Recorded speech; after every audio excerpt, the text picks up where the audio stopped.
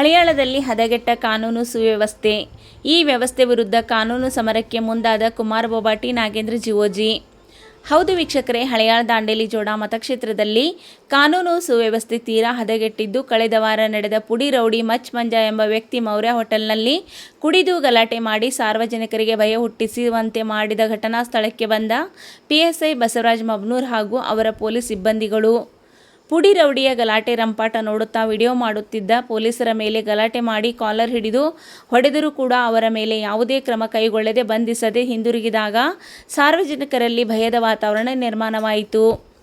ಇದು ರಾಷ್ಟ್ರ ಮತ್ತು ಅಂತಾರಾಷ್ಟ್ರ ಮಟ್ಟದಲ್ಲಿ ಹಳಿಯಾಳ ಪಟ್ಟಣದ ಮಾನ ಹೋಗುವ ಹಾಗೂ ಕಾನೂನು ಸುವ್ಯವಸ್ಥೆ ಸಂಪೂರ್ಣ ಹದಗೆಟ್ಟಿರುವುದಕ್ಕೆ ಸಾಕ್ಷಿಯಾಗಿದೆ.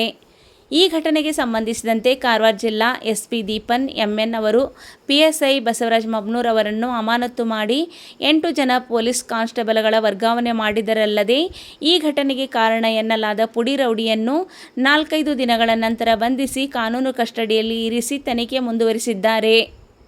ಇದಕ್ಕೆ ಯಾವುದೇ ಸಂಬಂಧ ಇಲ್ಲ ಎನ್ನುವಂತೆ ಹಿರಿಯ ಶಾಸಕರಾದ ಆರ್.ವಿ. ದೇಶಪಾಂಡೆ ಅವರು ಬೆಂಗಳೂರಿನಲ್ಲಿ ಮಂತ್ರಿಗಿರಿಗಾಗಿ ಠಿಕಾಣಿ ಊರಿದ್ದು, ಇದು ಹಳಿಯಾಳ ಜನತೆ ಆತಂಕಕ್ಕೆ ಎಡೆ ಮಾಡಿಕೊಟ್ಟಿದೆ ಎಂದು ಕಬ್ಬು ಬೆಳೆಗಾರರ ಸಂಘದ ಜಿಲ್ಲಾಧ್ಯಕ್ಷರಾದ ಕುಮಾರ್ ಬೊಬಾಟಿ ಅವರು ಹೇಳಿದರು.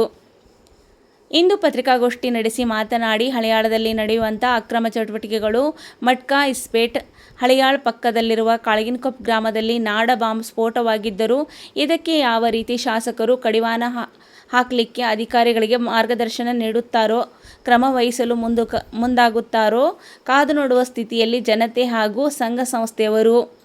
ಒಂದಾನು ವೇಳೆ ಈ ವಾತಾವರಣವನ್ನು ತಿಳಿಗೊಳಿಸದಿದ್ದರೆ ಸಂಘ ಸಂಘಟನೆಗಳ ಮುಖಾಂತರ ಕಾನೂನು ಹೋರಾಟಕ್ಕೂ ಕೂಡ ಸಿದ್ಧ ಎಂದು ಮಾಧ್ಯಮಕ್ಕೆ ತಿಳಿಸಿದರು. ಇದೇ ಸಂದರ್ಭದಲ್ಲಿ ಮಾತನಾಡಿದ ಕಬ್ಬು ಬೆಳೆಗಾರರ ಹಿತರಕ್ಷಣಾ ಸಮಿತಿಯ ಅಧ್ಯಕ್ಷರಾದ ನಾಗೇಂದ್ರ ಜಿಒಜಿ, ಹಳಿಯಾಳದಲ್ಲಿ ನಡೆಯುವಂಥ ಅಕ್ರಮ ಚಟುವಟಿಕೆಗಳಿಗೆ ಶಾಸಕರಾಗಲಿ ಅಧಿಕಾರಿಗಳಾಗಲಿ ಯಾವುದೇ ಸಂಬಂಧವಿಲ್ಲವೆನ್ನುವಂತೆ ನಡೆದುಕೊಳ್ಳುವುದು ವಿಪರ್ಯಾಸ. ಈ ಘಟನೆ ನೋಡುತ್ತಿದ್ದರೆ ಅವರಿಗೆ ತಲುಪುವ ಮಾಸಿಕ ಆದಾಯ ಗಣನೀಯವಾಗಿದೆ ಎನ್ನುವ ಭಾಸವಾಗುತ್ತಿದೆ.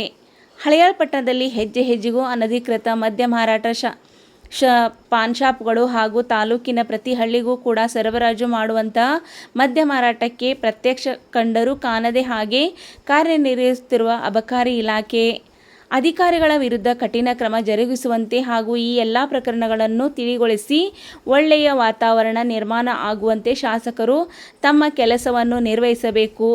ಇಲ್ಲದಿದ್ದರೆ ಮುಂದಿನ ದಿನಗಳಲ್ಲಿ ಕಾನೂನು ಹೋರಾಟ ಮಾಡಲು ನಾವು ಸಿದ್ಧ ಎಂದು ಎಚ್ಚರಿಸುವ ಮೂಲಕ ಆಕ್ರೋಶ ವ್ಯಕ್ತಪಡಿಸಿದರು. ಯಾವ ರೀತಿಯಾಗಿದೆ ಅಂದರೆ ಹಳಿ ತಪ್ಪಿದ ರೈಲಿನಂತೆ ಆಗಿದೆ.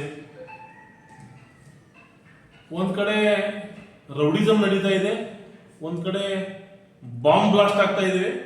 ಆದರೆ ನಮ್ಮ ಹಳೆಯಾದ ಶಾಸಕರು ಮಾತ್ರ ಬೆಂಗಳೂರಿನಲ್ಲಿ ನೆಮ್ಮದಿಯಾಗಿ ಐಷಾರಾಮಿ ಬಂಗಲೆಯಲ್ಲಿ ಇವತ್ತು ಇದ್ದಾರೆ.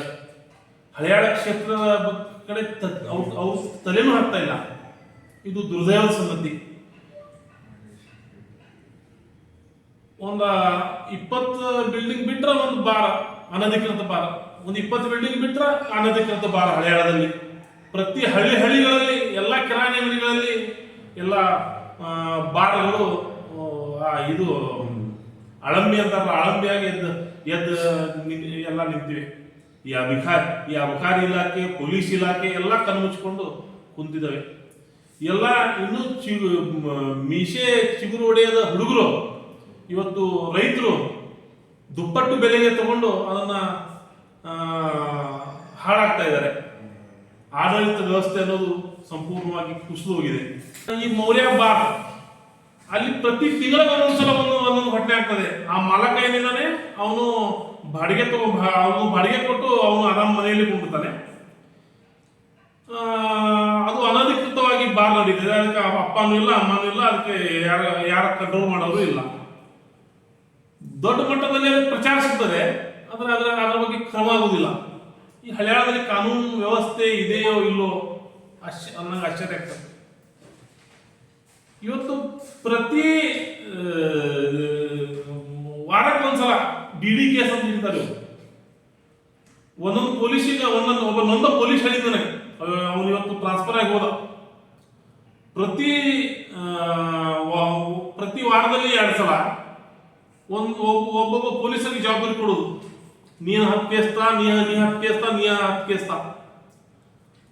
10 ಕೇಸ್ ತಗೊಂಡು ಬೆಳಗ್ಗೆ ಆ ಪೊಲೀಸ್ ರಾತ್ರಿ ಹಿಡಿದು 2 ಗಂಟೆ ಮಟ್ಟ ಹಿಡಿದು ಯಾವುದು ಅದು ಹಿಡಿದಾರಿಗೆ ಅಮಾಯಕರಿಗೆ ಹಿಡಿದು ಅಮಾಯಕರಿಗೆ ಹಿಡಿದು ಕೇಸ್ ಮಾಡೋಂಗ ಇಲ್ಲ. ಅದರಲ್ಲಿ 2-3 ಕೇಸ್ ಮಾಡೋದು, ಬಾಕಿ ಎಲ್ಲ 10,000 20,000 10,000 20,000 ಡೀಲ್ ಮಾಡೋದು. ಈ ರೀತಿ ನಮ್ಮ ಹಳೆಯಾಳದಲ್ಲಿ ಈ ಡ್ರಿಂಕ್ ಆ್ಯಂಡ್ ಡ್ರೈವ್ ಕೇಸ್ನಲ್ಲಿ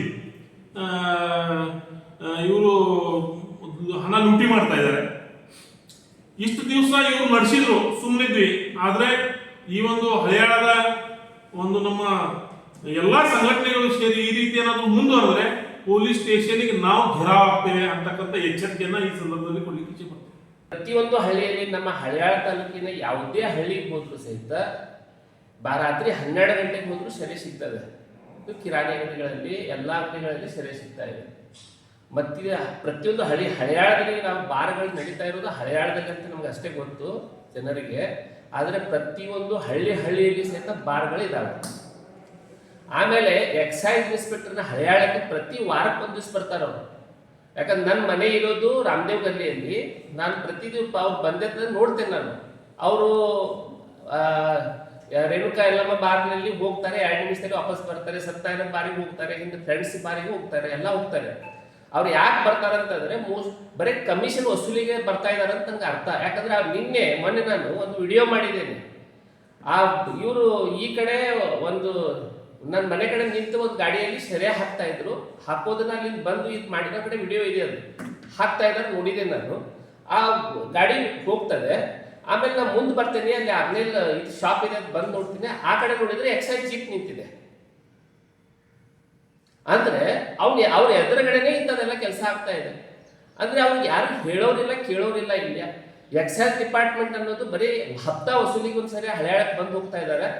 ಅದಕ್ಕೆ ನಾನು ಇದು ಜಿಲ್ಲಾ ಮಟ್ಟದ SP ಅವರಿಗೆ ಮತ್ತೆ ಎಕ್ಸೈಸ್ SP ಅವ್ರಿಗೆ ಏನು ಇದು ಮಾಡೋದಂತಂದ್ರೆ ಹಳೆಯಾಳದಲ್ಲಿ ಏನು ನಡೀತಾ ಇದೆ ಇದನ್ನ ಸಂಪೂರ್ಣ ತನಿಖೆ ಆಗಬೇಕು.